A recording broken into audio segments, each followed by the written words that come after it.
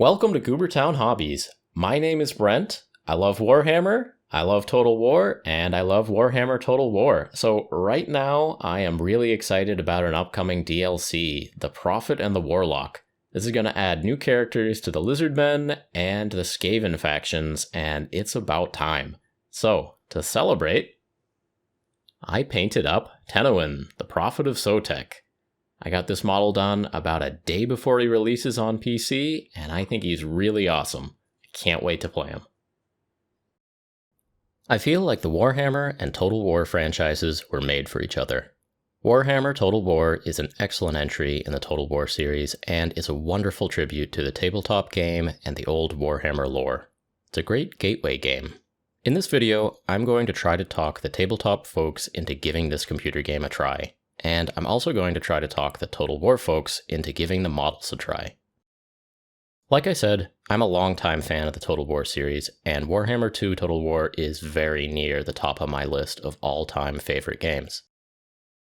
The strategy map, where you move armies around and build your empire, is beautiful, and it's full of interesting choices. Then, when armies meet on the map, the tactical battles that emerge are completely engrossing. Your tactical choices determine the course of the battle. It's completely up to your skills whether you have much of an army left when the battle is done. The battles really remind me of the tabletop game. You're playing to outflank your opponent, destroy their army, and hold objectives. Playing as the general is really fun. The units in the armies have wildly different strengths and weaknesses, but it's all balanced well enough to be enjoyable. The animations are just brilliant, and these battles really capture the spirit of the models and the lore. Added to all this, the Vortex campaign in Warhammer 2 Total War is just wonderful game design. It adds a ticking clock element to the campaign, and it keeps the game at a fun level of challenge the whole way through, even as your empire is hopefully becoming more and more powerful. My favorite faction is the Lizardmen, dinosaurs that ride dinosaurs into battle. Amazing. I've played several campaigns starting with both of their leaders, Kroq-Gar and Mazamundi. As of this recording, the game has been out for a few years now, and the Lizardmen are finally getting a third legendary lord, Tehenhauin, and I am super pumped. In this video, I'm going to paint up a model of this lord, and I'm going to try to show the folks coming from the PC side of things how fun and relaxing painting a Warhammer model can be. Here he is. I love this model because he came with a display base that really puts the character into context.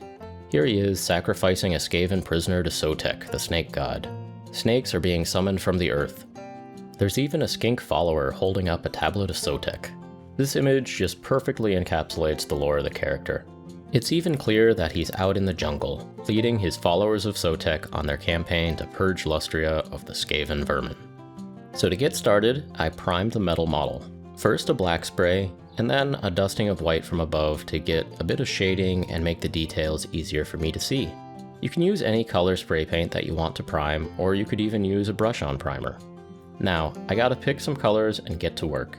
I've got a bunch of cheap brushes from the craft store, and some decent acrylic paints that are designed to work well on minis like these. I can paint this guy however I want, anything that I can imagine. For this paint job, I'm going to try to make him basically fit in with the lore and with how he's portrayed in the game. Some of the color choices are pretty straightforward. Brown for the jungle floor, gray for stones, blue or blue-green for skink flesh, red for the crest. After all, he's the original red-crested skink priest. Also, I'm seeing that there might be a good deal of blood on this model as well. We'll keep that in mind. So, once I get some of those major colors blocked in, I'll start to think more about the colors of the snakes and the priest knickknacks. All these details could make sense in a lot of different colors, and having that choice later on should help to get an overall color balance to the model that looks pretty good.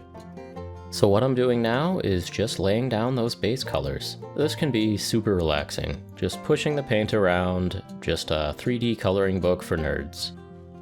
On these early steps you can be pretty messy, and then later get more and more careful as you move to smaller details that intersect with colors you've already painted. To get a nice smooth coat, I watered down my paints. 2 or even 3 thin layers of paint normally gives a much better look than one thick coat of paint. Don't worry if you make some mistakes, you can always go back and fix them later. I'm just going to go through and layer up some colors that I think I'll want on the model.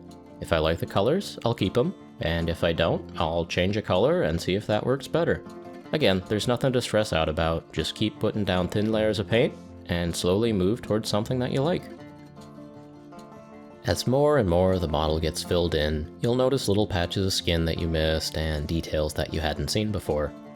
You'll appreciate the subtleties of the model more and more as you go, and you'll get ideas for new colors that you want to use. On this model, I started out painting the robes of the Skaven dark red, just like they were in the trailer for the DLC. As I'm going though, I'm realizing that the red robes are too close to the reds and purples that I'll be using for the chest wound.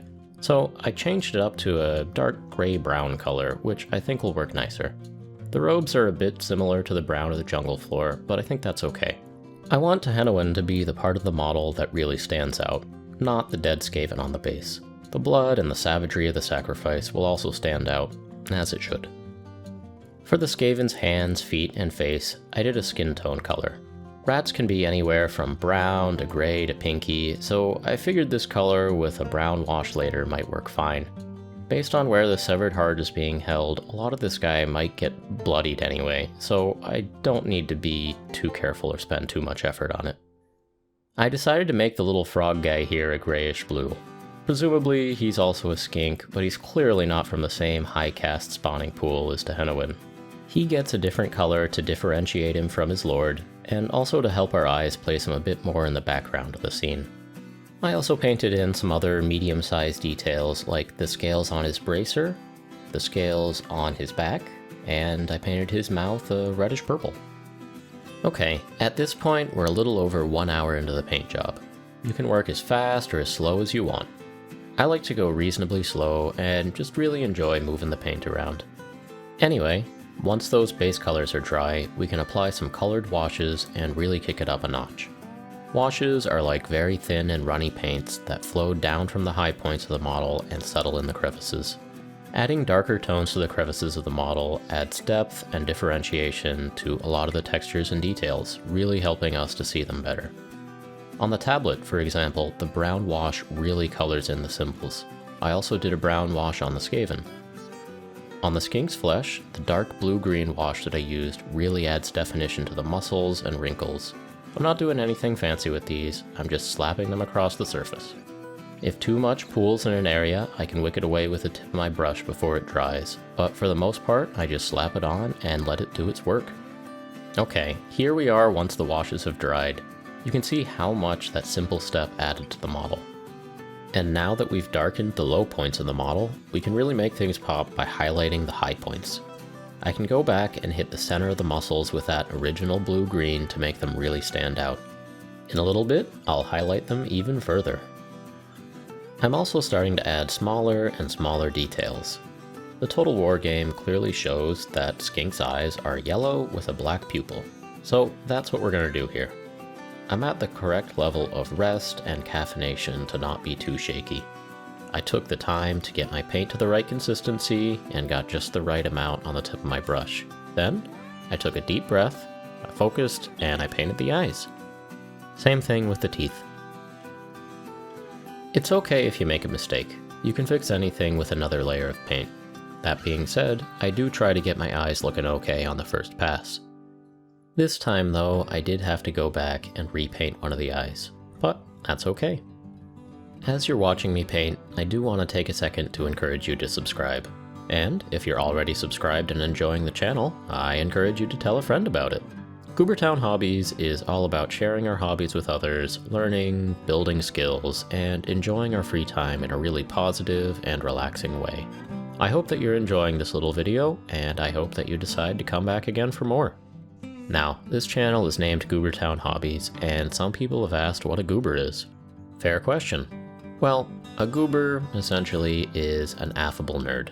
And the reason I bring this up now is because this little frog buddy is a goober. He is definitely a goober.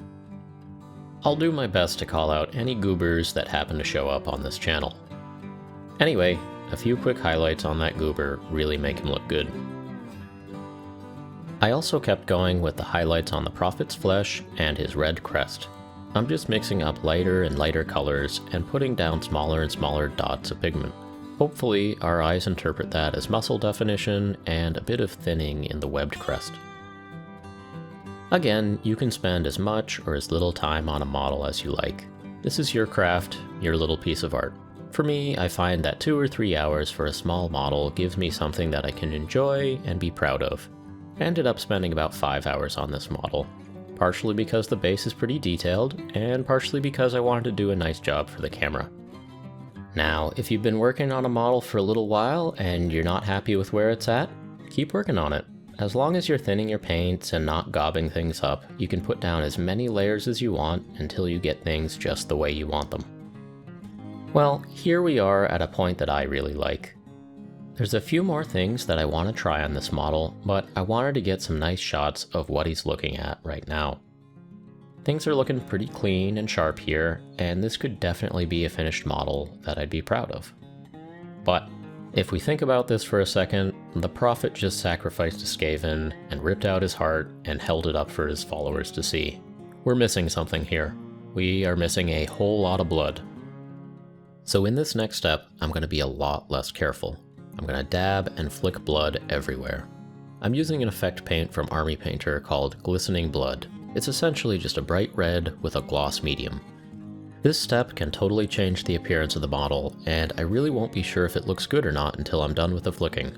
That's why I was sure to take some footage of the previous clean step.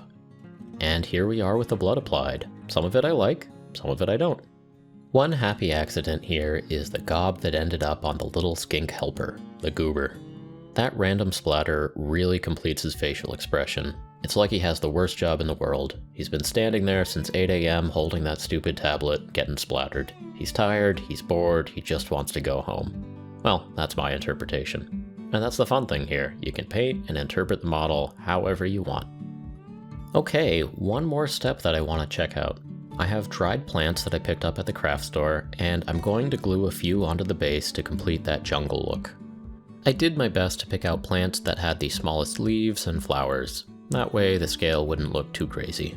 I also got a little bit of dried moss. Now, these dried plants are a little fragile, so I wouldn't put them on bases of models that we're going to see a lot of tabletop play. That being said, I do think they look great, and I really like them on a display base. The Prophet here is just going to sit on my desk and watch me play Total War, so these dried plants are wonderful, and I think they really help put the model in the middle of the jungle. He's on a campaign to drive the Skaven from the land. He's sacrificing rat men and summoning snakes to do his bidding. And here we are, I'm calling it done. I finished this model just before the release of the Prophet and the Warlock DLC. Warhammer Total War is really special to me because it brings together two of my favorite franchises, and I can really appreciate the game from both sides. I was pumped for Tehenhauin to be added to the game before I painted him, but now I feel even more connected to the character, and I can't wait to start the campaign. If you've never painted a model before, I highly recommend giving it a shot someday. It's a great creative outlet. It's fun, it's relaxing, and at the end you get a cool mini that you can show to people. In this case, it's also another way to connect with characters that you love. I'm really happy that we as a culture seem to be entering a golden age of analog games. Pen and paper RPGs, board games, tabletop war games, they're all coming back in a big way, and all of them can incorporate minis. So there's never been a better selection of models out there to paint. There's also never been better resources out there to help you get started. I love seeing new people get into the hobby, and I'm actually working on some videos right now that contain great information for beginners. If you're interested in painting your very first mini, let me know. I'd love to hear from you, and I'd love to help you out however I can.